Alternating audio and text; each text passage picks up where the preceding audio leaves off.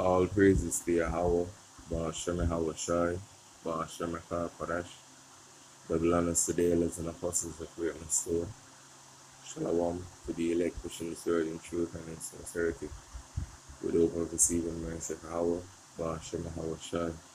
Yahweh is the name of the Heavenly Father. Yahushai is the name of his only begotten Son.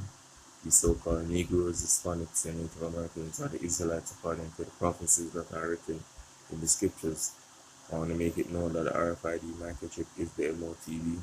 The serpent Jews is the precursor to the MOTB.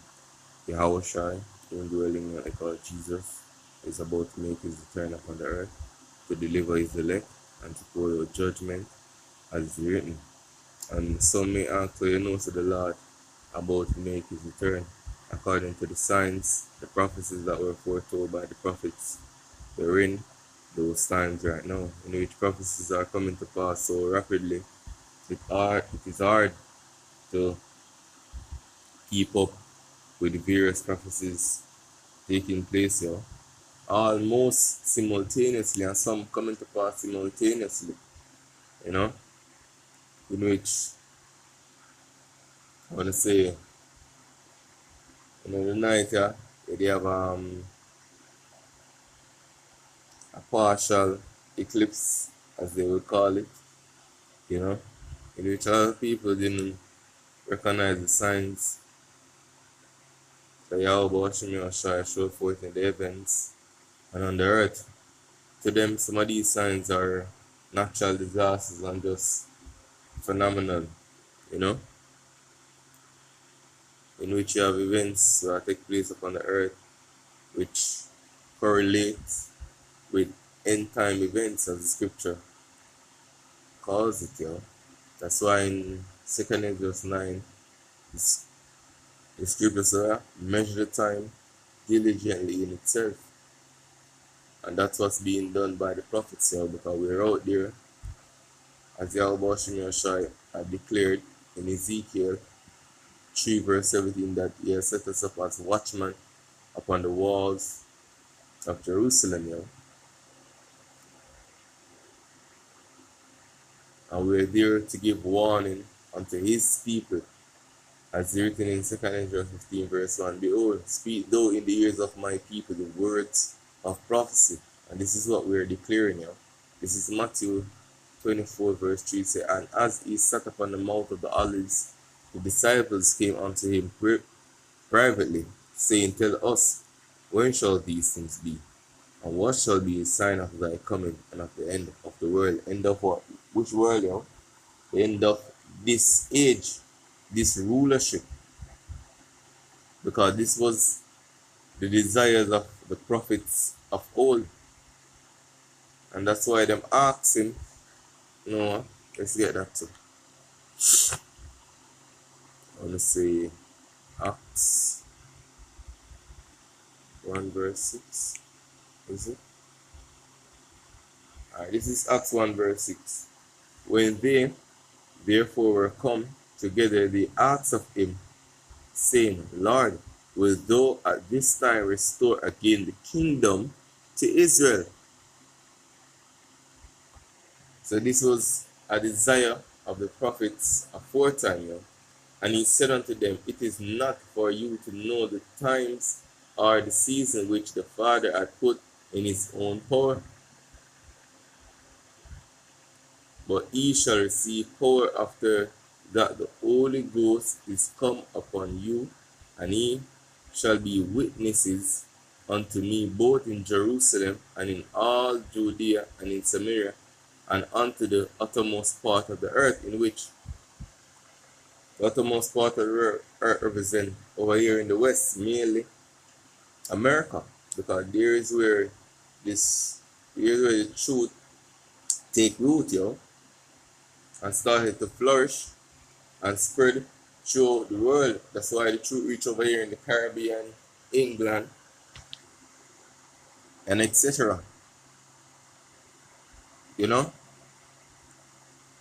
But it's going back to the main point that that desire was always on the minds of the prophets for the kingdom to be restored back to Israel. So, going back to Matthew 24, verse 4, it says, And Yahweh shall answer and said unto them, Take heed that no man deceive you, for many shall come in my name, saying, I am a Mashiach, and shall deceive many. And ye shall hear of wars and rumors of wars.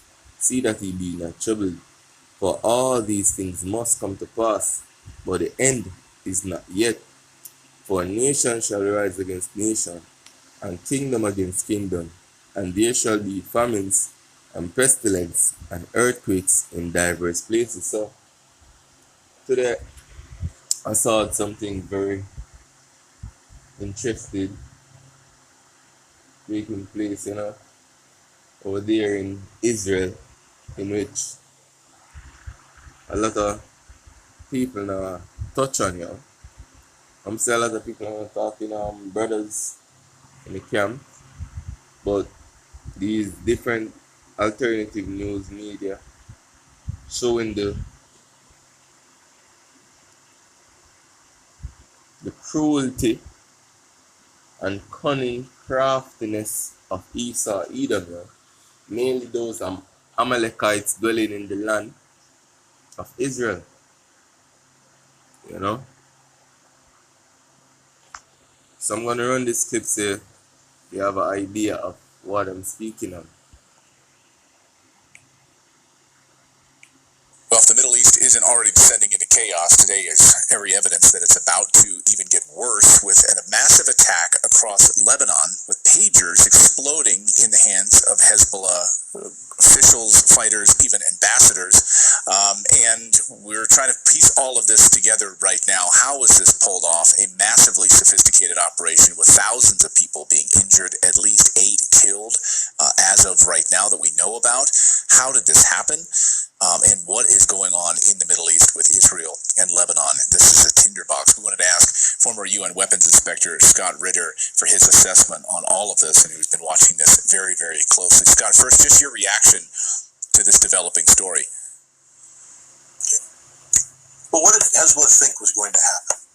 I mean, we're in a situation where Hezbollah and Israel are in a war. We can call it a proxy war, we call it a hybrid war, whatever you want to call it. It's a conflict. Israel carried out an attack earlier this summer against a senior Hezbollah official in Beirut. Hezbollah responded by attacking Unit 8200, Israel's top secret signal intelligence unit, electronic warfare unit, cyber unit. According to news reports, they may have killed the commander of this unit and killed up to 26 others, wounded over 70 others. This attack against the pagers of these Hezbollah officials is an attack carried out by Unit 8200. That's the unit that does this. What did Hezbollah think was going to happen? You attack Unit 8200. You think 8200 is just going to sit there and let nothing happen? They have responded in a dramatic way, in a decisive way. We don't know who, I think the reports are 1,500 casualties so far. Maybe the number will increase. These are, probably senior command and control people, mid-level command and control people. Who carries a pager? Not a fighter at the front. The people that carry pagers are people that, need to be contacted, need to respond. Logistics people, communications people, command staff. This is devastating for Hezbollah. But what did they think was going to happen? But that's not even the question we, the audience, should be asking ourselves. How did this happen? And I'm not talking about, the way that Israel pulled this off in terms of, infiltrating these pagers. These pagers apparently were just recently swapped out by Hezbollah. Right. Who was the purchasing agent? I mean, Right. First thing I would ask Hezbollah is buy better pagers. Know your sources, but they, we know historically 8200 has used high explosive planted in cell phones to assassinate people. In 1996, one of the more dramatic examples of this was when a Hamas bomber known as the Engineer, they got a phone into his hands. He answered the phone, confirmed he was the guy. They blew his head off. Hamas, in attacking on October 7th, overran an Israeli intelligence base where they oversaw the technical penetration and the human human penetration. They got the list of the Hamas people who were Israeli operatives. They were executed in the streets by Hamas, but they also found out how Israel was listening to the communications, how Israel had inserted cell phones into Hamas leadership. They swapped out their cell phones. This may have led to Hezbollah swapping out its pagers, realizing of the potential of compromise. But now the pager type, I think it was a Motorola pager everybody's talking about. Does that mean that Israel was able to put high explosive into each one of these? The answer appears to be no. This appears to have been a much more sophisticated attack, meaning that Israel has singled out this kind of pager in a way to exploit it by getting the lithium battery to blow up. Some sort of hack. If this is the case, that means Israel can kill anybody, anytime, anywhere in the world. Not just Israel, but the United States. Any nation that figures out this hack can now make the lithium battery in this device blow up as I'm on the phone. This is the kind of stuff that should send shivers down everybody's spine, because it's not just about 1,500 Hezbollah operatives that were hit. This is about every single human on the face of the earth that uses electronics that have a lithium battery. Because if you can hack a Motorola pager into blowing up, you can certainly hack an Apple iPhone or anything else. That means none of us are safe. What Edwards. So transfer over there in the Middle East, show you the times that we're in, and the escalation I get even more intense as the time progresses, because Hezbollah is gonna react in an equally devastating way. It's just only to watch and see. So this next video that I'm gonna watch, this is the headline of it. It said, NATO retaliate after Putin threat on camera. So let's listen.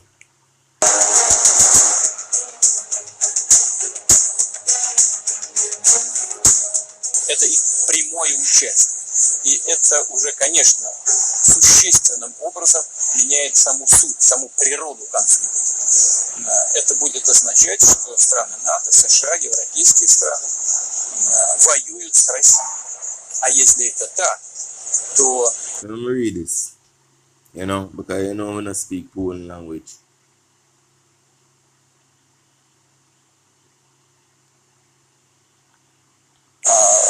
Имея в виду изменение самой сути. Это их прямое участие. И это уже, конечно, существенным образом меняет саму суть, саму природу конфликта. Это будет означать, что страны НАТО, США... Implying that NATO countries, the United States, European countries are at war with Russia. And in this case, европейские страны воюют с Россией. А если это так, то, имея в виду изменение самой сути, it's given the chance of the change of the conflict natures, we will take appropriate measures based on the threat we face. So we have been saying this for a while now, that the war taking place in Ukraine is a proxy war for NATO, mainly America, and right now Russia is outright saying that NATO countries, which is US, UK, and the rest of Europe, are at war with Russia. So as you can see, things are escalating to the point of no return. Although we know that that this was going to take place, we're literally watching these things unfold in real time. мы будем принимать соответствующие решения, исходя из тех угроз, которые нам будут создаваться.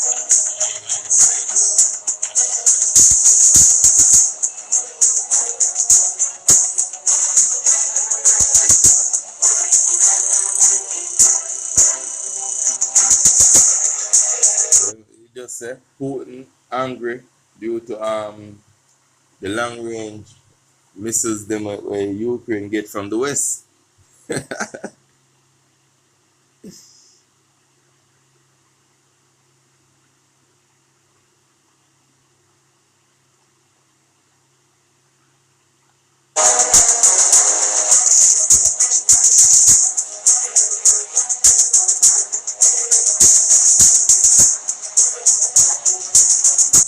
Это возможно только с использованием разведданных со спутников, которыми Украина не располагает. Это данные только со спутников или Евросоюза, либо Соединенных Штатов, в общем, с натовских спутников. Это первое. Второе, и очень важное, может быть, ключевое, заключается в том, что полетные задания в эти ракетные системы могут, по сути, вносить только военнослужащие стран НАТО. Украинские военнослужащие делать это не могут.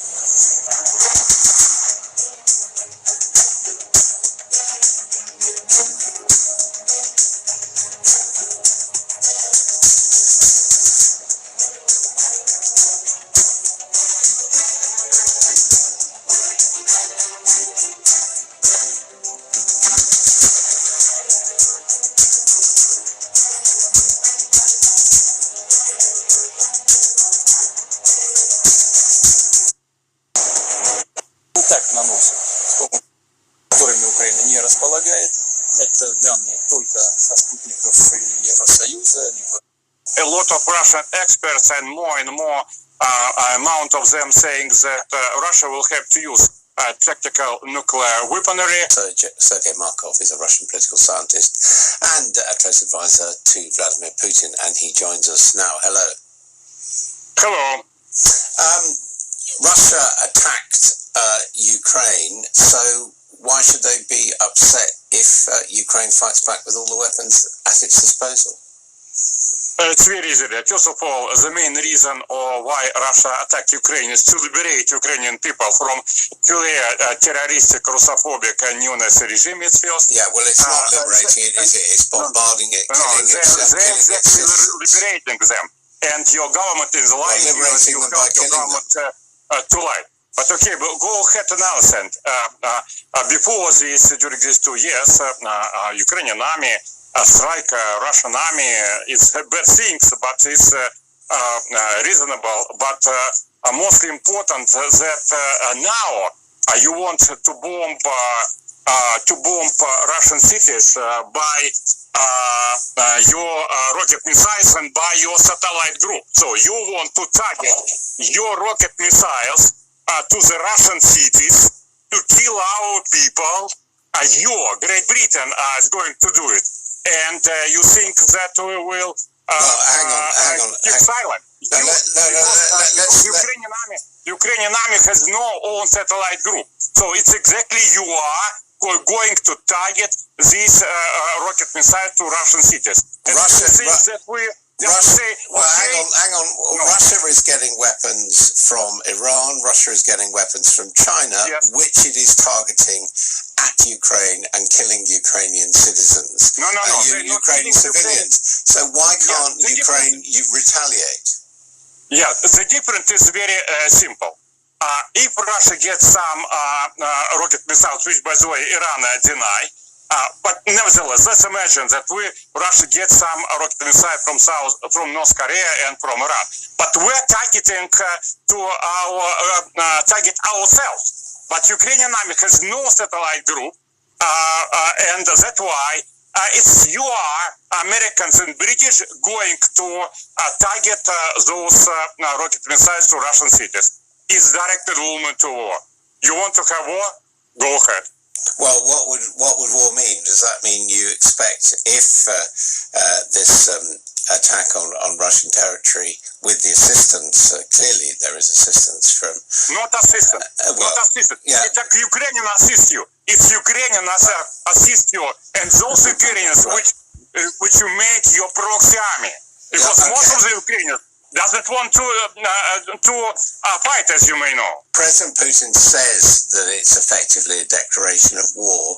I'm just asking how we would respond. Should we expect that there will be attacks on British territory, for example?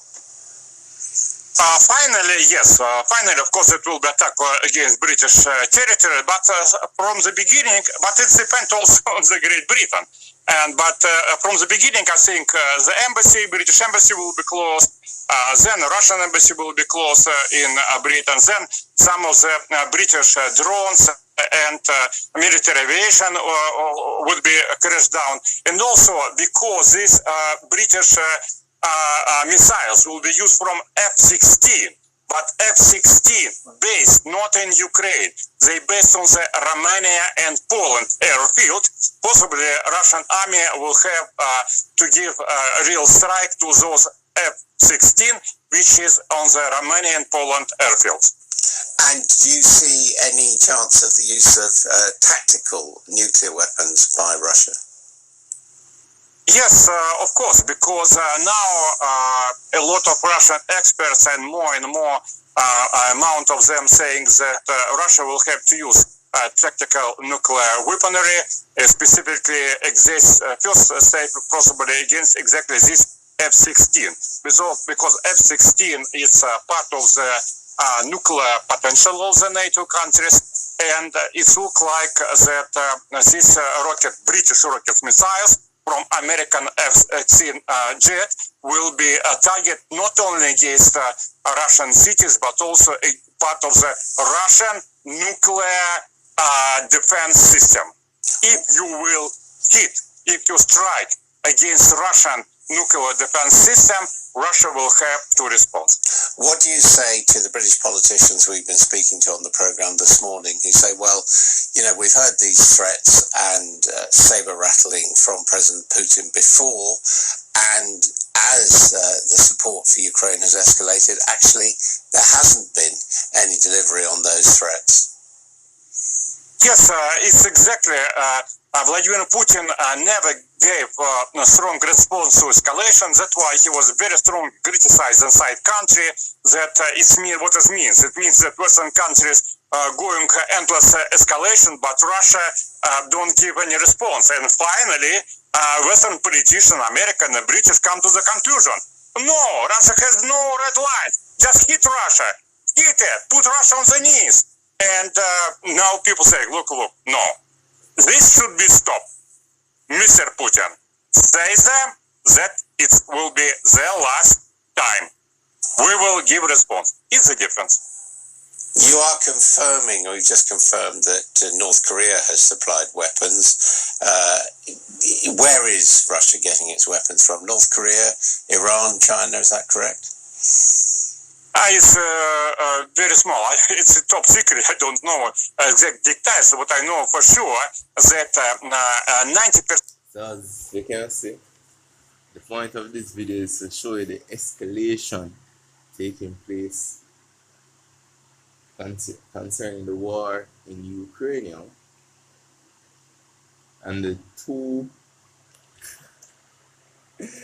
two main opponents in Russia's eye is US and UK. And we're going to watch to see if Ukraine fire these missiles into the interiors of Russia and see how Russia respond. So we're going to see if it's just an empty threat from Russia, and we're in these times. So this is the final that I want to say. Kalalal, Yahweh Bashim Yashai Bashim Kodesh. Shalom.